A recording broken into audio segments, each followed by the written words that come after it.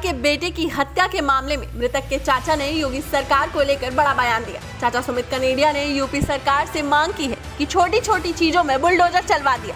ये तो बहुत बड़ा कांड है। निर्मम हत्या एक 16-17 साल के लड़के की गला घोट कर की गई। अगर बुलडोजर नहीं चला इसमें, आरोपियों को फांसी नहीं हुई, तो मेरा योगी सरकार से विश्वास उठ जाएगा। समाजवादी पार्टी के राष्ट्रीय अध्यक्ष अखिलेश यादव ने कानपुर में कपड़ा व्यापारी के बेटे के अपहरण और हत्या मामले में योगी सरकार पर बड़ा हमला बोला है। अखिलेश यादव ने मृतक के चाचा का वीडियो ट्वीट करते हुए लिखा, अपने किसी मासूम की जान जाने का दर्द परिवार वाले ही जानते हैं। बुलडोजर के दिखावटी इस्तेमाल से भाजपा सरकार को राजनीतिक लाभ तो हो सकता है, लेकिन एक परिवार को उनका बच्चा वापस नहीं मिल सकता। भाजपा की संवेदन शून्यता ही उसके निरंतर पतन का कारण बन रही है। पुलिस का इस मामले में कहना है कि कुशाग्र की हत्या उसकी टीचर रचिता ने अपने बॉयफ्रेंड और उसके दोस्त के साथ मिलकर की थी। ये भी कहा जा रहा है कि कुशाग्र का उसकी टीचर से कथित तौर पर अफेयर था। वहीं परिवार ने अफेयर के आरोपों को सिरे से नकार दिया है। हालांकि पुलिस इस मामले में मृतक के मोबाइल को जब्त कर जांच कर रही है। चाचा का आरोप है टीचर ने बहुत पहले से ही हत्या की साजिश की थी। पुलिस से बयान लीजिए ना कि परिवार वाले कह रहे हैं, कोई अगर प्रूफ हो तो आप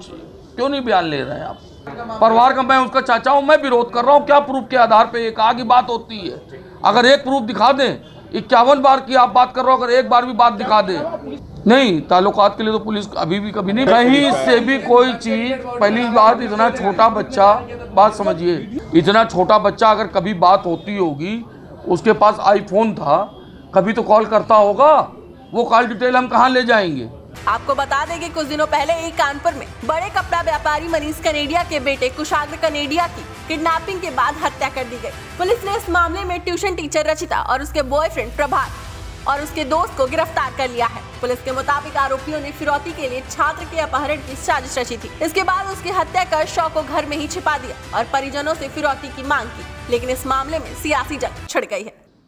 परिवार के लोग और व्यापार मंडल के लोग, उनके खिलाफ इतनी कड़ी कार्रवाई हो जाए कि उनको फांसी की सज़ा हो जाए, इस उद्देश्य से मेरे पास आए थे। उन्होंने हमसे जो मांगे की और हमने जो आश्वासन दिए, उसमें प्रमुख बात ये थी कि एक तो उनके परिवार की सुरक्षा की जाए और उसके आसपास के इलाके की भी सुरक्षा की जाए, क्योंकि वहाँ पर चौकीदार था जिसने बहुत महत्वपूर्ण सुराग दिए, जिसकी वजह से हमें केस को अनावरण करने में मदद भी मिली है। तो उसकी भी और पूरे इलाके की सुरक्षा की बात कही गई थी। और हमने उनको ये आश्वासन भी दिया कि अभी प्रिलिमिनरी इन्वेस्टिगेशन हुआ है, 12 घंटे का इन्वेस्टिगेशन, पूर्ण इन्वेस्टिगेशन नहीं होता है। बहुत सी चीज़ों का विश्लेषण करना होता है। घटना से पूर्व की बातें क्या थी, घटना के पश्चात का क्रम कैसा था, सर्कमस्टेंसेस क्या थी, मोबाइल्स की सबूत क्या है, इलेक्ट्रॉनिक एविडेंस क्या है, वहाँ पर जो CCTV लिए हैं उनके एक एक माइन्यूटली एनालिसिस क्या है, घटनास्थल पर जो अन्य चीज़ें मिली हुई हैं, बिखरी हुई मिली हैं, उनका एनालिसिस क्या है, जो फोरेंसिक एविडेंस हम लोगों ने लिए हैं, जो हमारी फील्ड यूनिट ने विजिट किया है उसकी क्या रिपोर्ट है, फिर जो पोस्टमार्टम रिपोर्ट आई है उसमें क्या क्या बातें कही गई हैं, इन सब चीज़ का हम बहुत बारीकी से एनालिसिस करके और केस को मजबूत करके माननीय न्यायालय में प्रस्तुत करेंगे।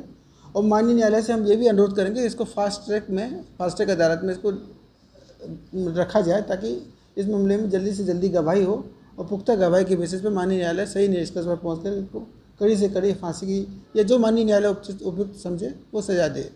तो यही हमने उनको आश्वासन दिया और उनकी सुरक्षा का भी आश्वासन दिया है और केस में पूरी निष्पक्षता से कार्रवाई करने और सही निष्कर्ष तक पहुँचने का हमने उनको आश्वासन। डेस्क रिपोर्ट, अटल टीवी।